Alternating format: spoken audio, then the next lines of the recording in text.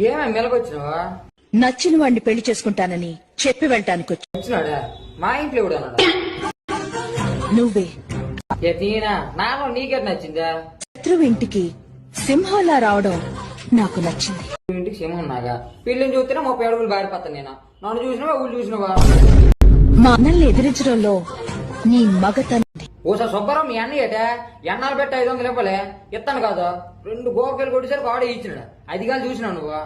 చిరుతపులి లాంటి నీ చూపు మిడిగుడ్లు వేసుకొని చూస్తాను నా చిరుతుపులు లాంటి చూపు పెట్టే బయటికి కొంటా. టోటల్ గా నీ బాడీలో ఉన్న అణువణువు నాకు నచ్చేసా. నాకు తెలిసి నేను రోడ్డు మీద స్నానం చేసినప్పుడే చూసావు నువ్వు. అందుకే చెప్తాను మా అమ్మకి, అమ్మ నేను రోడ్డు మీద స్నానం చేయనా వచ్చిపోయి ప్రతి కూడా నా బాడీ చేసి వస్తుందని. నిన్ను తప్ప ఈ ప్రపంచంలో ఎవరిని పెళ్లి చేసుకో. నేను మా నరసమ్మని తప్పించి ఊళ్ళో పెళ్లి చేసుకున్నా.